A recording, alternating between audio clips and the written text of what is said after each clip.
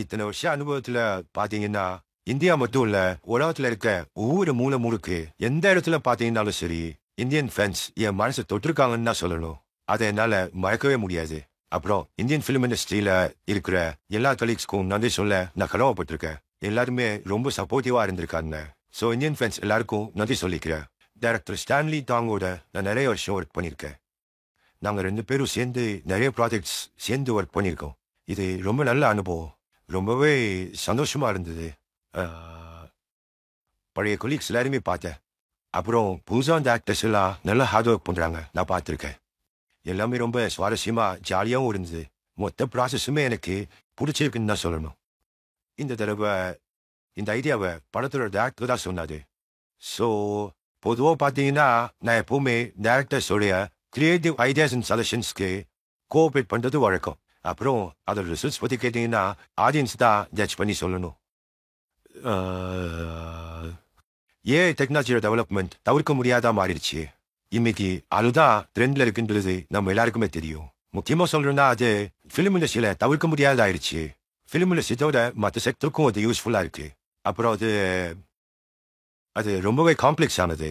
Film ஃபீல்டை பொறுத்த வரைக்கும் அதை கிரியேட்டர்ஸ் அதை உதிசொல்லத்தனமாக யூஸ் பண்ணணும். அதை ஒரு ஆயுதமாக மாற்றி கடமை காலங்களில் நம்மளால் அச்சீவ் பண்ண முடியாத அச்சீவ் பண்ணுறதுக்கு அது ரொம்பவே உதவியாக இருக்குன்னு தான் தோணுது. அதை என்னோட அனுபவத்தை சொல்கிறேன். நான் அதைத்தான் சொல்லுவேன். அன்னைக்கு செய்ய முடியாத இனி செய்ய முடியுது. ரொம்ப வருஷங்களுக்கு முன்னாடி டாக்டர் ஸ்டீவன் ஸ்பில்பர்க் இதே கேள்வியை என்கிட்ட கேட்டாரு. ஒரு பர்சனல் மீட்டிங் டைமில் அது அந்த நேரத்தில் அவர் ஜுராசிக் பார்க், ஈடி அந்த மாதிரி படம் எல்லாம் பண்ணிட்டு இருந்த சமயம் அதோட ஸ்பெஷல் எஃபெக்ட்ஸ் பார்த்து நான் இம்ப்ரூவ் ஆயிட்டேன். அப்புறம் நான் அவரை பார்த்து கேட்டேன், இதெல்லாம் எப்படி பண்றீங்கன்னு கேட்டேன். அதுக்கு அவரு ரொம்ப சிம்பிள்னாரு. நான் கம்ப்யூட்டர் முன்னாடி இருப்பேன், ஃபுட்டேஜை பார்ப்பேன், இதை கிளிக் பண்ணுவேன், அதை கிளிக் பண்ணுவேன், அவ்வளோதான். மற்ற விஷயங்கள் எல்லாம் என்னோட இந்த கம்ப்யூட்டர் பார்த்துக்கோன்னு சொன்னாரு. அதுக்கப்புறம் அவரு என்னை பார்த்து கேட்டாரு, எப்படி இந்த மாதிரி எந்த ஸ்டன்ஸ் பண்றீங்கன்னு. அதுக்கு நான் சொன்னேன், அது கூட ரொம்ப சிம்பிள் தான் சொன்னேன். அதாவது ரோல், ஆக்ஷன், ஜம்ப், ஹாஸ்பிட்டல். ஆமா, அதாவது ஒரு டைரக்டரோட நீண்ட காலத்துக்கு சேர்ந்து வேலை செய்யும் போது அந்த கொலாபரேஷன் ரொம்ப முக்கியமானது. ஒரு ஆக்டருக்கும் டைரக்டருக்கும் உள்ள பரஸ்பர நம்பிக்கை அதோட ரொம்ப முக்கியமானது. நாங்கள் சேர்ந்து நிறைய வருஷங்கள் நிறைய ப்ராஜெக்ட்ஸ் பண்ணியிருக்கோம். காலப்போக்கில் அந்த நம்பிக்கை அதிகமாயிருக்கு. மியூச்சுவல் அண்டர்ஸ்டாண்டிங்னு சொல்லலாம். எங்க ஃப்ரெண்ட்ஷிப்பை பத்தி பீஜிங் ஸ்லாங்ல அயன் படிஸ்னு சொல்லலாம். ஒரே வாட்சியில் சொல்றேன்னா அந்த படம் மித், அப்புறம் அது குங்ஃபு யோகா, இது எல்லாமே இந்தியாவில் தான் ஷூட் பண்ணோம். கூட ஒர்க் பண்ற ஆக்டர்ஸ் எனக்கு விதவிதமான இந்தியன் குட்ஸ்லாம் கொண்டு வந்து கொடுப்பாங்க. அதே மாதிரி இந்திய பாரம்பரிய உடைகள் நிறையவே கொண்டு வந்து எனக்கு கிஃப்டா கொடுத்தாங்க. இந்தியாவோட ஃபேமஸ் லேண்ட்மார்க் எல்லாத்துலேயும் ஷூட் பண்ணியிருக்கோம். எல்லாமே அவ்வளோ அழகான இடங்கள். ஓமே காட், சில சமயம் நான் மெய்மறந்து போயிருக்கேன். அப்படி ஒரு அழகு. அதாவது அந்த ஆர்கிடெக்ட்ஸ் எல்லாம் உண்மையாவே அவ்வளோ அழகா இருக்கு. அந்த காலத்துல ஜனனை எப்படி இந்த மாதிரி கட்டடங்கள் எப்படி கட்டாங்கன்னு யோசிக்கும் போது புல் அரிக்குது. எல்லாமே ரொம்ப இம்ப்ரெசிவா இருந்துச்சு. நான் இந்தியாவில் இருக்கும்போது பாலிவுட் எப்படி இருக்குன்னு நான் பார்க்கணும்னு ஆசைப்பட்டது உண்டு. அங்க நான் போனேன். அங்க நிறைய ஆக்டர்ஸ் ரொம்பவே நல்ல டேலண்டடா இருக்காங்க. ஆக்டிங் மட்டும் இல்ல, சிங்கிங், டான்சிங், அப்புறம் ரொம்பவே ப்ரொஃபஷனலா இருக்காங்க. ஒட்டுமொத்த டீமும் ரொம்ப நல்லா சப்போர்ட் பண்ணாங்க. லோக்கல் கவர்மெண்ட் கூட ஷூட்டிங்க்கு ரொம்ப ஹெல்ப் பண்ணாங்க.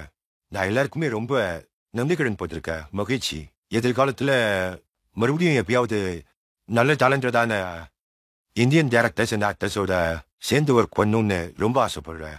ரொம்ப மகிழ்ச்சியா இருக்கு. எல்லாருக்கும் என்னோட நன்றி. மறுபிறவின்னு ஒன்று உண்மையாவே இருந்துச்சுன்னா அப்போ நான் ஃபியூச்சருக்கு போயிட்டு அதாவது சூப்பர்மேன் ஆகணும். அன்பையும் அமைதியையும் உலகம் முழுக்க என்னால் பரப்ப முடியும். உலகம் முழுக்க இன்னைக்கு எல்லாம் தேவைப்படுது. என்னால் டக்குன்னு பறந்து போய் சுலபமா ஜனங்களுக்கு ஹெல்ப் பண்ண முடியும். எல்லாரும் ஆசைப்படுற முக்கியமான விஷயம் என்னன்னா உலக அமைதி தான். என்ன கேட்டீங்கன்னா ஒரே வார்த்தையில சூப்பர்மேன். அதை பார்த்தீங்கன்னா ரொம்ப பெரிய கதை, a long story. அதை பார்த்தீங்கன்னா நான் ஏற்கனவே என்னோட ஆட்டோபயோகிராஃபியை சைனால பப்ளிஷ் பண்ணிட்டேன். அது கிட்டத்தட்ட பார்த்தீங்கன்னா 10 வெவ்வேறு மொழிகளில் மொழி மாற்றம் பண்ணியிருக்காங்க. ஆனால் இந்தியாவில் அது எந்த லாங்குவேஜ்லையுமே பப்ளிஷ் ஆகலைன்னு நினைக்கிறேன். ஸோ இந்தியாவில் இருக்கிற விருப்பப்பட்டானும்னா அவங்க என் டீமை தாராளமாக காண்டாக்ட் பண்ணலாம். ஏன் சொல்றேன்னா அது வெவ்வேறு இந்தியன் லாங்குவேஜஸ்ல பப்ளிஷ் ஆச்சு அப்படின்னா எல்லாரும் என் வாழ்க்கை கதையை படிச்சு தெரிஞ்சுக்கலாம். ஜென்ஜியாங், பியூட்டிஃபுல் ஜென்ஜியாங். ஜென்ஜியாங்கோட பியூட்டிஃபுல் லேண்ட்ஸ்கேப்பை பார்த்து ஒரு நிமிஷம் நான் அப்படியே மிரண்டு போயிட்டேன். 1000 குதிரைகள் ஓடுற காட்சியை அதை பார்த்து நான் மெய் மறந்து போயிட்டேன். அற்புதமா இருந்துச்சு. பல வருஷம் சினிமா துறையில இருந்த எனக்கே அது ஒரு விசித்திரமான காட்சியா இருந்துச்சு. 1000 குதிரைகள் வச்சு நாங்க ஷூட் பண்ணோம். பாத்தீங்கன்னா அதன் மூலமா நாங்க கின்னஸ் வேர்ல்ட் ரெக்கார்ட் பண்ணியிருக்கோம். நான் எல்லாரையும் ஃபிலிம்காகவும் டிராவல் பண்றதுக்காகவும் கண்டிப்பா ஜென்ஜியாங்க்கு வரணும்னு நான் கேட்டுக்கிறேன். நீங்க கண்டிப்பா வரணும், என்ஜாய் பண்ணுங்க. அப்படி நீங்க வரும்போது எனக்கு முக்கியமா தெரியப்படுத்துங்க. ஃபிலிம் பியூரோவை இன்ட்ரோடியூஸ் பண்றேன். உங்களுக்கு தேவையான எல்லா வசதியும் அவங்களே செஞ்சு கொடுத்துருவாங்க. பிரமிக்க வைக்கும் சைனா அழகை பார்த்து வியந்து போயிடுவீங்க. என்னோட லெஜெண்டரி மூவி கூடிய சீக்கிரமே இந்தியாவில் பெரிய லெவலில் ரிலீஸ் ஆக போகுது. ஸோ என்னோட ரசிகர்கள் எல்லாருமே தியேட்டருக்கு போய் கண்டிப்பா என்னோட படத்தை பாருங்க. ஜாலியா என்ஜாய் பண்ணுங்க. நீங்க ரொம்ப சந்தோஷப்படுவீங்க. படத்தை பார்த்ததுக்கு அப்புறம் உங்களோட ஃபீட்பேக் எனக்கு கொடுங்க. உங்களோட பாராட்டு, விமர்சனம் எல்லாத்தையும் எனக்கு சொல்லுங்க. நான் உங்க எல்லா கமெண்ட்ஸையும் ஏற்றுக்கிறேன். உங்களுடைய இந்த பாராட்டும் விமர்சனமும் தான் என்னை அடுத்த லெவலுக்கு கொண்டு போயிட்டு இருக்கு. அதனால இத்தனை வருஷமும் நீங்க எனக்கு கொடுத்த சப்போர்ட்டுக்கு ரொம்ப நன்றி. Thanks to everyone.